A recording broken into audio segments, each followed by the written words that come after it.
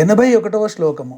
పరా ప్రత్యక్షితి రూపా పశ్యంతి పరదేవత మధ్యమా వైఖరీ రూపా భక్తమానసహంసిక. ఈ శ్లోకంలోని మొదటి నామము పరా.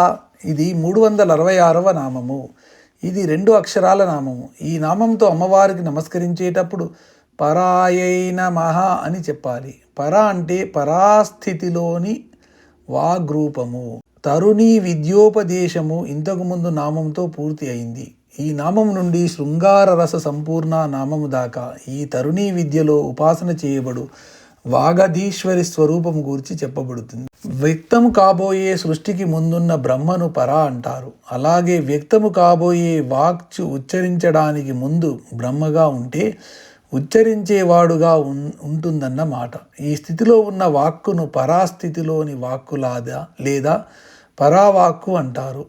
ఆద్యంతాలు లేకుండా ఉండే శబ్దతత్వమైన అక్షర బ్రహ్మనాదమనే పేరుతో ప్రతి జీవిలోనూ వ్యక్తమయ్యే పరమేశ్వరిని పరా అంటారు. వాక్కుగా వ్యక్తము కాబోయే శబ్దతత్వ అక్షర బ్రహ్మ స్థితిలోనున్న పరావాక్కు అని ఈ నామానికి అర్థము. ప్రత్యక్షితి రూప.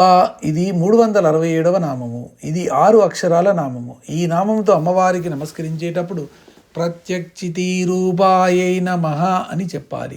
ప్రత్యక్ అంటే స్వస్వరూపము యొక్క, చితి జ్ఞానమే, రూప స్వరూపముగా గలది. తనను గురించి తనకు తెలిసే జ్ఞానం యొక్క స్వరూపమే ఇంతకు ముందు చెప్పిన పరావాక్కు యొక్క రూపము అని ఈ నామము చెబుతుంది. పరావాక్ స్వరూపిణి అని ఈ నామానికి అర్థము. తర్వాతి నామము పశ్యంతి. ఇది 3 అక్షరాల నామము. ఇది 368వ నామము. ఈ నామంతో అమ్మవారికి నమస్కరించేటప్పుడు పశ్యంత్యై నమః అని చెప్పాలి. పశ్యంతి 2వ స్థితిగా వ్యక్తము కాబోయే వాక్కు. శబ్దాన్ని ఉచ్చరిద్దామనే సంకల్పము మొట్టమొదట సహస్రార చక్రములోని కేంద్ర బిందువు వద్ద కలుగుతుంది.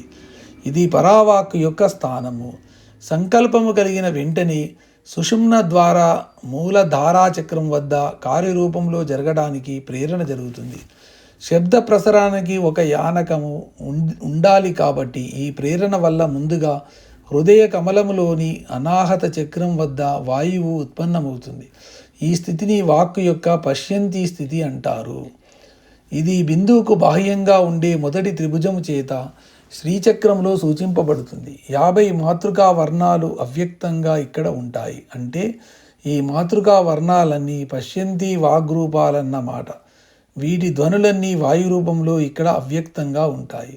హృదయ కమలంలో ప్రవేశించిన పరావాక్కు యొక్క సూక్ష్మ రూపమైన 2వ స్థితిలోని వాక్కు అని ఈ నామానికి అర్థం చెప్పవచ్చును.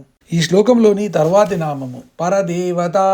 5 అక్షరాల నామము. ఇది 369వ నామం. ఈ నామంతో అమ్మవారికి నమస్కరించేటప్పుడు పరదేవతాయై నమః అని చెప్పాలి. పరదేవత అంటే పశ్యంతి వాక్కు యొక్క సూక్ష్మ రూపము.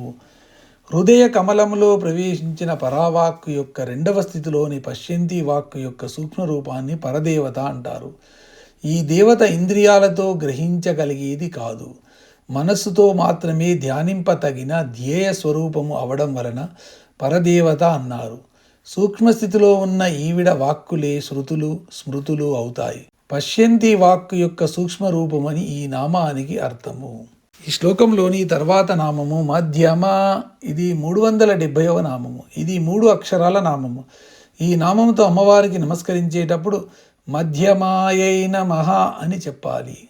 మధ్యమ అంటే పశ్యంతి వైఖరి వాక్కులకు మధ్య ఉండు స్థితికి సంబంధించిన వాక్కు. హృదయ కమలంలో పశ్యంతి స్థితిలో ఉన్న వాక్కు అటుపైన తలకు మొండెమునకు మధ్యన వంతెనలాగా ఉండే కంఠం వద్ద గల విశుద్ధి చక్ర స్థానానికి చేరుతుంది.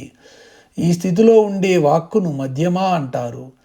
మరీ పశ్యంతి అంత సూక్ష్మము కాదు గాని మధ్యమంగా ఉంటుంది అని అనడానికి తగ్గట్టుగా ఉండే ఈ వాక్ స్థితిని మధ్యమ అన్నారు.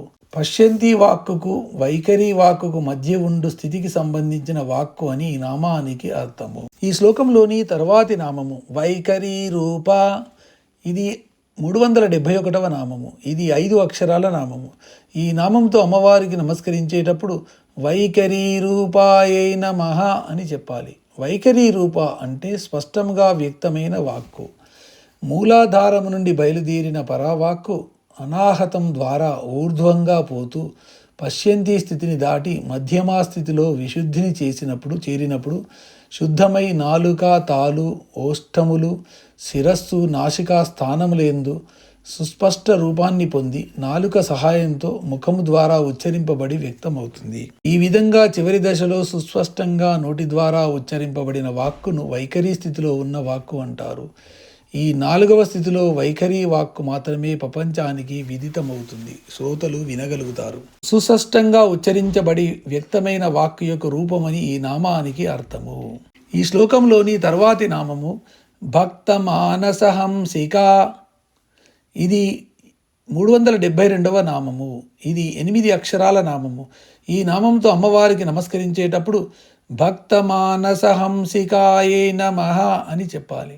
భక్త అంటే భక్తుల యొక్క, మానస అంటే మనస్సులందు విహరించు, హంసిక అంటే ఆడు హంస. మానస అంటే మనస్సు లేదా మానస సరోవరము. భక్తులు అమ్మవారి ధ్యానములో ఉన్నప్పుడు వాళ్ళ మనస్సులనే సరోవరాల్లో అమ్మవారు ఆడు హంసలాగా విహరిస్తుందట. మనస్సు చంచలంగా కాకుండా స్థిరంగా ఉంటే అది మానస సరోవరం అవుతుంది. అప్పుడు ఆ మనస్సులో నిలిచిన శ్వాస హంస అవుతుంది. ఇది యోగాభ్యాసంలో ఒక స్థితి. ఒక్కొక్కప్పుడు ఈ స్థితిలో మన ప్రమేయం లేకుండానే శ్వాస తాత్కాలికంగా నిలుస్తుంది. మన ప్రమేయం ఉండి శ్వాస ఆగడాన్ని శ్వాస నిలుపుట అనాలి కానీ శ్వాస నిలుచుట అనకూడదు. ఆ రెండింటికి భేదం ఉంది. శ్వాస నిలుచుట స్టేషన్లో రైలు ఆగడం లాంటిది, శ్వాస నిలుపుట దొంగలు రైలు ఆపడం లాంటిది. ఇలా శ్వాస నిలిచిన స్థితులలో ద్రష్ట, దృష్టి, దృశ్యము లేదా జ్ఞానము, జ్ఞేయము, జ్ఞాత ఏకమై ఉంటాయి. భక్తుల యొక్క మనస్సరస్సులలో ఆడు హంసగా విహరించున్నది అని ఈ నామానికి అర్థము.